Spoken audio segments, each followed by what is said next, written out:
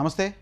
ఇటీవల వివాదాస్పదమవుతున్న రజాకార్ చిత్రంలో ఉండే అసలు కథ ఇదే. వీడియో చివరి వరకు చూస్తే ఇది మనం ఎప్పటికీ మరవకూడని చరిత్ర అని మీరే ఒప్పుకుంటారు. ఇది చరిత్ర మరచిన బైరాన్పల్లి బలిదానం. బైరాన్పల్లి బలిదానానికి 75 ఏళ్ళు.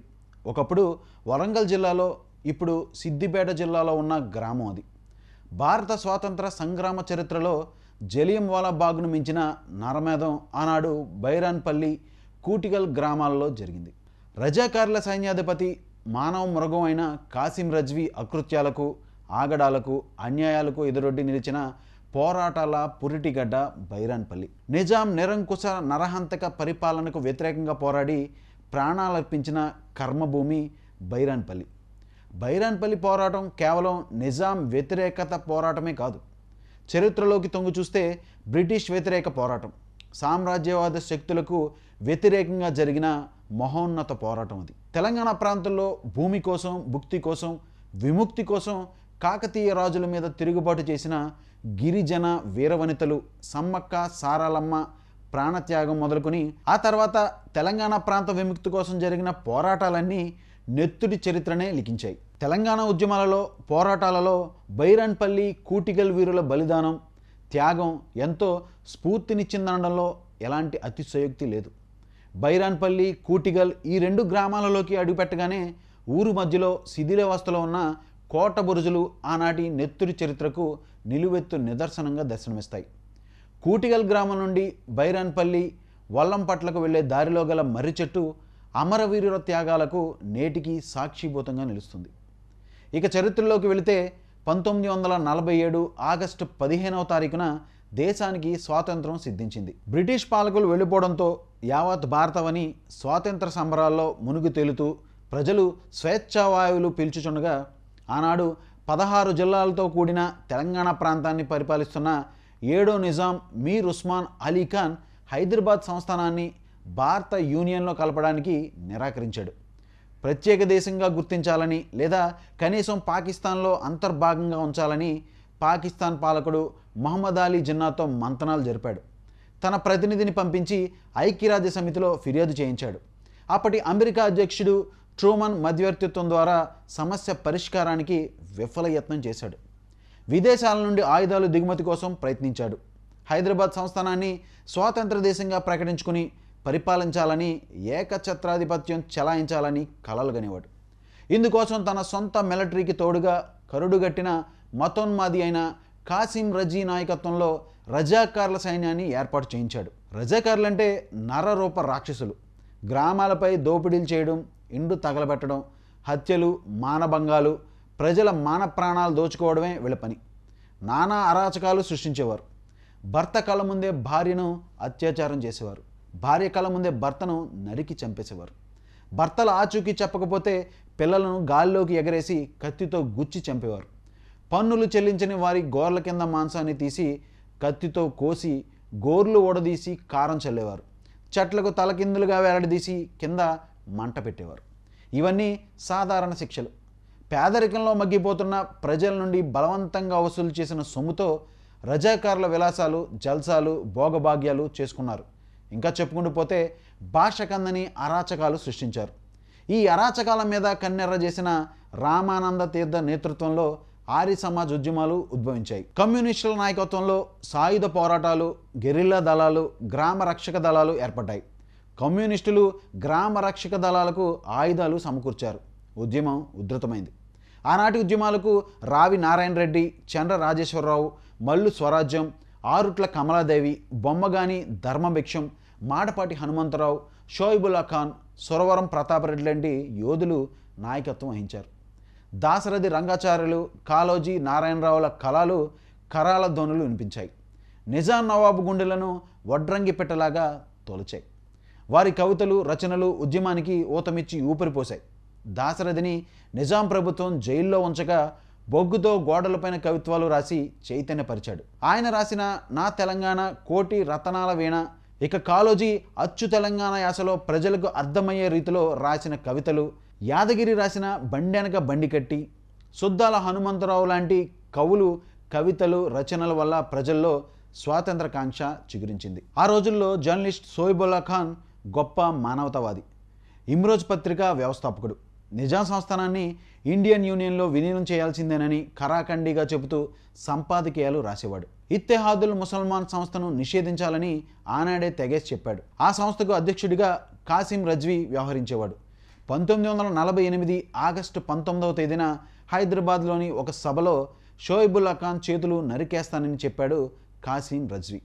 ఆగస్టు 21వ తేదీన కాచిగూడ రైల్వే స్టేషన్ రోడ్లో అతను వార్తలు రాసే కుడి అరచేతిని నరికేశారు దుండగులు.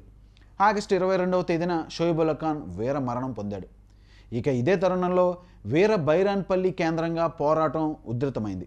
గ్రామంలో ఇమ్మడి రాజిరెడ్డి, మోటం రామయ్య లాంటి చురుకైన యువకులు గ్రామ రక్షణ దళంగా ఏర్పడి ప్రజల్ని చైతన్యపరిచారు. ప్రభుత్వానికి పన్నులు కట్టడం మానేశారు.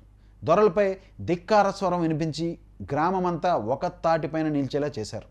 ఇదే స్ఫూర్తితో చుట్టుపక్క గ్రామాలైన కూటిగల్, కొండాపూర్, బెక్కల్, లింగాపూర్, దూల్మిట్ట, దోర్నాల, వల్లంపట్ల గ్రామాలు గ్రామ రక్షక దళాలను ఏర్పాటు చేసుకున్నాయి. గ్రామాల్లో చురుకైన యువకులకు ఆయుధ శిక్షణను ఇచ్చారు అప్పటి కమ్యూనిస్టులు. అంతేకాదు ఆయుధాలు కూడా సమకూర్చారు. స్థానికంగా తయారు చేసుకున్న ఆయుధాలు, కత్తులు, గొడ్లళ్ళు, బరిసెలు, ఒడిసెలు, గొప్తలు, కారపు ముంతలు సమకూర్చుకున్నారు. ఆయుధ శిక్షణ తీసుకున్న యువకులు గ్రామంలో రాత్రులు గస్తీ కాసేవారు. రజాకారులు ముస్లిం జనాభా ఎక్కువగా ఉన్న రేబర్తి, మద్దూరు గ్రామాలను కేంద్రంగా చేసుకుని పక్క గ్రామాలపై దాడులు చేసేవారు. ఇదే క్రమంలో ఒకరోజు బైరాన్పల్లి పొరుగున ఉన్న లింగాపూర్, ధూళిమిట్ట గ్రామాలపై రజాకారులు దోపిడీ చేసి దోచుకున్నారు. దోచుకున్న సొమ్ముతో బైరాన్పల్లి మీదుగా వెళుతున్న రజాకారులు బైరాన్పల్లి గ్రామ రక్షకుల దళం కంటపడ్డారు. ఆనాటి గెరిల్లా దళం దూబూరి రామరెడ్డి, ముకుందరెడ్డి, మురళీధర్రావు సహాయంతో దోచుకున్న సొమ్మును స్వాధీనం చేసుకుని పేదలకు పంచిపెట్టారు. ధిక్కార స్వరంతో రజాకారులకు హెచ్చరికలు జారీ చేశారు. దీంతో బైరానిపల్లి గ్రామంపై కక్ష కట్టిన రజాకారులు ఏ క్షణమైనా దాడి చేసే అవకాశం ఉందనే అనుమానంతో గ్రామం నడిబొడ్డిన ఎత్తైన బురుజు నిర్మాణాన్ని నిర్మించుకున్నారు. బురుజుపైన మందుగుండు సామాగ్రిని నిల్వ చేసుకున్నారు. అనుమానితులు కనిపిస్తే బురుజుపై కాపలా ఉండే 2 వ్యక్తులు నగారా మోగించేవారు. ఈ శబ్దానికి సమీప గ్రామాలైన వల్లంపట్ల, కూటిగల్, కొండాపూర్, బెక్కల్, లింగాపూర్, దూల్మిట్ట గ్రామాల ప్రజలు పరిగెత్తుకుంటూ వచ్చేవారు. 1940 మే నెలలో 60 మంది రజాకారులు బైరాన్పల్లిపై దాడికి యత్నించి విఫలమయ్యారు. రెండోసారి 150 మంది రజాకారులు దాడికి పాల్పడి ఓటమి పాలయ్యారు. ఇలా 2 సార్లు దాడి చేసి విఫలమయ్యారు. ఈ దాడిలో 20 మంది రజాకారులు చనిపోయారు. దీంతో అప్పటి భువనగిరి డిప్యూటీ కలెక్టర్ హసీం బైరాన్పల్లి గ్రామాన్ని తిరుగుబాటు గ్రామంగా ప్రకటించాడు. బైరాన్పల్లిని ఏ రోజుకైనా సరే నేల కూలుస్తానని ప్రతిజ్ఞ బూనాడు. ఇలా కక్ష పెంచుకున్న రజాకారులు ఏదో ఒక రోజున పెద్ద ఎత్తున దాడి చేసే అవకాశం ఉందని, గ్రామంలో ఎవరు ఉండవద్దని గ్రామ రక్షక దళానికి గెరిల్లా దళం పంపిన వర్తమానం అందలేదు. ప్రజలంతా నమ్మి వారి రోజువారీ పనుల్లో నిమగ్నమయ్యారు. దీంతో కాసిం రజ్వీ పర్యవేక్షణలో బైరాన్పల్లిపై 3వసారి దాడికి ప్రణాళిక సిద్ధం చేసుకున్నారు. ఆగస్టు 26 రాత్రి నిజాం సైనికులు, రజాకారులు అంతా కలిసి 500 మంది జనగామలో బస చేసి 1948 ఆగస్టు 27 తెల్లవారుజామున 1 గంటకు 10 బస్సుల్లో జనగామ, సిద్దిపేట దారికుండా ముస్త్యాల మీదుగా బైరాన్పల్లి గ్రామానికి బయలుదేరారు. గ్రామం చుట్టూ డేరాలు వేశారు. తెల్లవారుజామున దొంగదాడికి సిద్ధంగా ఉన్నారు. రైతులు లేగదోడలను ఆవుల వద్దకు పాలుకు వదులుతున్న వేళ తెల్లవారుజామున 4 గంటల సమయం. అప్పుడే బహిర్భూమికి వెళ్ళిన ఉల్లెంగుల నరసయ్యను అదుపులోకి తీసుకున్నారు. ఆయనను వెంటబెట్టుకుని గ్రామంలోకి వస్తుండగా వారిని వదిలించుకుని నరసయ్య గ్రామంలోకి పరిగెత్తాడు. రజాకారులు గ్రామంలోకి చొరబడ్డారంటూ ప్రజలను అప్రమత్తం చేశాడు. కేకలు వేశాడు. బురుజు పైన ఉన్న కమాండర్ రాజిరెడ్డి ప్రజలంతా రక్షణలోకి వెళ్లేందుకు నగారా మోగించాడు. బురుజుపై కాపలా ఉన్న మోటం రామయ్య, మోటం పోచయ్య, బలిజ భూమయ్య నిద్రమత్తు వదిలించుకునే లోపే రజాకారుల తుపాకీ గుండ్లకు బలయ్యారు. ఫిరంగుల నుంచి వచ్చి పడ్డ నిప్పు రవ్వలతో బురుజుపై నిల్వ ఉంచిన మందుగుండు సామాగ్రి పూర్తిగా కాలిపోయింది. దీంతో గ్రామంలోకి ప్రవేశించిన రజాకారులు దొరికిన వాళ్లను దొరికినట్టే మట్టుబెట్టారు. అంతటితో ఆగకుండా ఇంటింటికి తిరిగి 96 మందిని పట్టుకుని పెడరెక్కలు విరిచి జోడుగా లెంకలు గట్టి వరుసగా నిలబెట్టి నిర్దాక్షిణ్యంగా కాల్చి చంపారు. వారి రక్తదాహాన్ని తీర్చుకున్నారు. శవాలు గుట్టలుగా వేసి వాటి చుట్టూ 100 మంది మహిళలను చెరబట్టి వ్యవస్థలుగా చేసి బతుకమ్మలాడించారు. కొందరు మహిళలు ఇదంతా భరించలేక ఆత్మహత్య చేసుకున్నారు. అదే రోజు తెల్లవారేసరికి కూటికల్ గ్రామం చేరుకున్నారు. ఊరు కరణందర నరసింహారావు సహాయంతో బురుజుపైన ఉన్న గ్రామ రక్షక దళ సభ్యులు 25 మంది యువకులను ప్రాణహాని తలబెట్టమని నమ్మించి కిందకు దింపారు. జోడు లెంకలు గట్టి ఊరు పొరుమేరలో ఉన్న మర్రి చెట్టు వద్దకు తీసుకెళ్లారు. వరుసగా నిలబెట్టి ఒకే తోటాతో 26 మందిని కాల్చి చంపారు. అయితే ఆ రోజు దాడి నుండి తప్పించుకున్న అరే ఫకీరు, చింతకింద వెంకయ్య అనే యువకులు పక్కనే ఉన్న జనిగల వాగు తొంగలో దాక్కుని ప్రాణాలను రక్షించుకున్నారు. అలా రికార్డుల ప్రకారం 2 గ్రామాల్లో 118 మందిని హింసించి కాల్చి చంపారు. కానీ ఈ సంఖ్య అంతకంటే ఎక్కువే ఉంటుందని స్థానికులు చెబుతున్నారు. బైరాన్పల్లి నరమేధం హింసాకాండ సమాచారం అప్పటి హోంమంత్రి సర్దార్ వల్లభాయ్ పటేల్కు అందింది. ఆపరేషన్ పోలో పేరుతో సర్దార్ పటేల్ హైదరాబాద్ సంస్థానాన్ని స్వాధీనపరచుకోవాలని సైనిక చర్యకు ఆదేశించాడు. సైనికాధికారిగా జేఎన్ చౌదరిని నియమించాడు. సెప్టెంబర్ 13వ తేదీన హైదరాబాద్ సంస్థానానికి 3 వైపుల నుండి భారత సైన్యం కవాతు ప్రారంభమైంది. రజాకార్ల ప్రతిఘటన భారత సైన్యం ముందు నిలవలేకపోయింది. నిజాం నవాబు ప్రాణ సంకటంలో పడింది. కింగ్కోటి నుండి బయలుదేరిన నవాబు లేక్ వ్యూ అతిథి గృహంలో తనచే గృహ నిర్బంధంలో ఉంచబడిన భారత ప్రభుత్వ ప్రతినిధి కేఎం మున్షీ శరణు గోరెండు లొంగిపోవడం తప్ప తరుణోపాయం లేదని నవాబుకు మున్షీ సలహా ఇచ్చాడు. 1948 సెప్టెంబర్ 17వ తేదీన బైరాన్పల్లి నరమేధం జరిగిన సరిగ్గా 21 రోజులకు నిజాం నవాబు సర్దార్ వల్లభాయ్ పటేల్ ముందు లొంగిపోయాడు. హైదరాబాదు సంస్థానం భారత యూనియన్లో అంతర్భాగంగా ఉంటుందని, భారత సైన్యానికి వ్యతిరేకంగా ఎవరూ నడుచుకోవద్దని రేడియోలో నవాబు ప్రసంగించాడు. నవాబు కబంధ హస్తాల నుండి తెలంగాణకు విముక్తి లభించింది. 1956లో భాషా ప్రయుక్త రాష్ట్రాలు ఏర్పడిన తర్వాత సమైక్యాంధ్ర వలస పాలకులు బైరాన్పల్లి చరిత్రకు ప్రాధాన్యత ఇవ్వలేదు, ప్రపంచానికి చెప్పలేదు. అదో రాజకీయ కుట్ర. తెలంగాణ రాష్ట్రం ఏర్పడిన తర్వాత మన తెలంగాణ పెద్దలు కూడా ఏనాడు బైరాన్పల్లి గ్రామం వైపు చూడలేదు. బైరాన్పల్లి కూటికల్ వీరులకు నివాళులర్పించలేదు.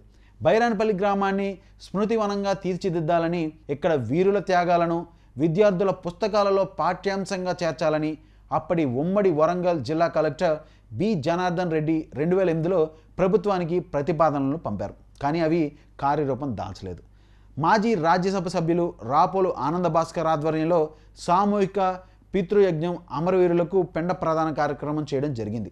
ఆయనకు స్థానిక ప్రజలు కృతజ్ఞతలు తెలియజేస్తున్నారు. త్యాగాల చరిత్ర కలిగిన బైరాన్పల్లి చుట్టూ ఉన్న గ్రామాలు కూటికల్, బెక్కల్, వల్లంపట్ల, లింగాపూర్, కొండాపూర్, ధూళిమిట్ట, దోర్నాల గ్రామాలతో కలిపి మండల కేంద్రంగా అభివృద్ధి చేసి బెక్కల్ రామలింగేశ్వర స్వామి గుట్ట పరిసర ప్రాంతాల్లో మండల కేంద్రానికి సంబంధించిన సామూహిక భవనాలు అభివృద్ధి చేస్తే బాగుండేదని మెజారిటీ ప్రజలు కోరుకుంటున్నారు. వ్యక్తి స్వార్థం లేని ఒక సమూహ లక్ష్యం కలిగిన బైరాన్పల్లి కూటికల్ వీరుల చరిత్ర అజరామరంగా నిలవాలని, ముందు తరాలకు స్ఫూర్తినివ్వాలని కోరుకుందాం.